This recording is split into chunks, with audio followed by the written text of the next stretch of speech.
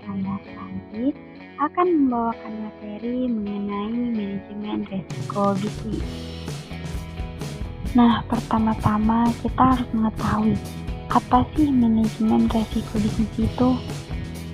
Manajemen risiko bisnis adalah bagian dari manajemen risiko yang digunakan untuk mengevaluasi risiko bisnis yang terlibat jika ada perubahan dalam operasi, sistem, dan proses lainnya.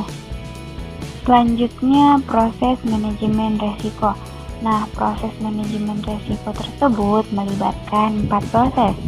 Yang pertama yaitu mengidentifikasi risiko.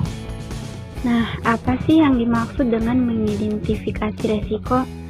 Mengidentifikasi risiko yaitu menemukan risiko yang berkembang dengan mempelajari faktor internal dan eksternal yang mempengaruhi tujuan sebuah bisnis.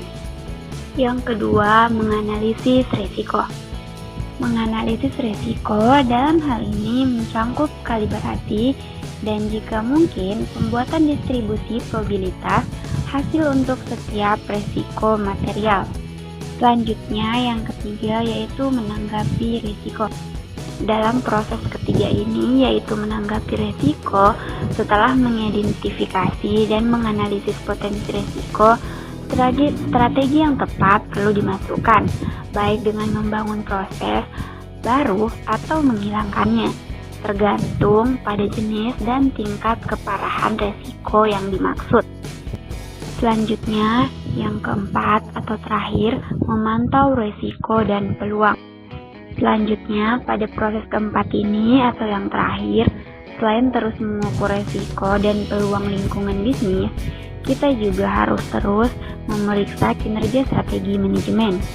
Materi selanjutnya yaitu manajemen risiko bisnis yang efektif untuk digunakan.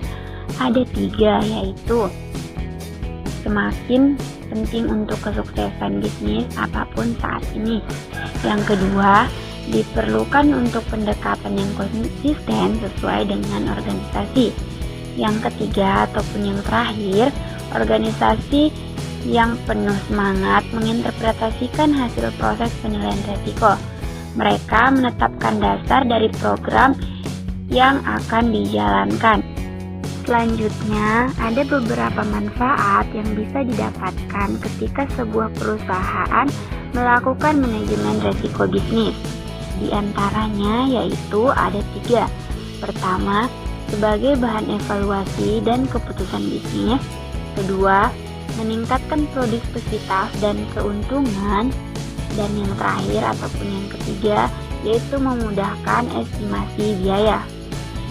Selanjutnya ada 4 cara dalam memanajemenkan risiko bisnis. Yang pertama yaitu melakukan identifikasi risiko. Nah, dalam melakukan identifikasi risiko, kita dapat mencoba identifikasi yang kira-kira apa saja jenis risiko yang dapat muncul, apakah dari finansial, pemasaran, produksi, dan sebagainya. Identifikasi risiko ini dapat bermanfaat untuk mengenali kemungkinan adanya risiko yang sedang maupun akan terjadi dalam sebuah bisnis. Nah, output dari identifikasi risiko ini adalah berupa daftar dari setiap risiko yang dapat terjadi. Yang kedua yaitu ranking berdasarkan kerugian. Pada tahap ini, setelah memiliki daftar tentang berbagai jenis risiko bisnis, saatnya kita menganalisis dan mengurutkannya berdasarkan dampak yang terburuk. Kita harus fokus pada risiko yang paling besar akibatnya dan paling sering dialami terutama terhadap jenis bisnis serupa. Kita dapat mencari apa saja sih dampaknya terhadap karyawan, keberlangsungan perusahaan, dan lingkungan. Selanjutnya, yang ketiga yaitu melakukan kontrol risiko. Nah, selanjutnya pada tahap yang ketiga ini ada 5 bentuk kontrol yang harus kita lakukan. Yang pertama, risk avoidance, yaitu menghindari risiko. Yang kedua, risk reduction, yaitu mengurangi risiko. Yang ketiga, risk transfer, di mana kita memindahkan risiko. Keempat, risk retention, yaitu menerima resiko, dan yang kelima yaitu mentoring dan review.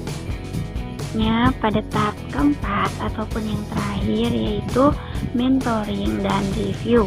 Pada tahap keempat ini, setelah kita berhasil mengidentifikasi resiko dan memilih strategi yang dapat diterapkan untuk setiap resiko, kita juga harus selalu waspada akan segala isu yang ada.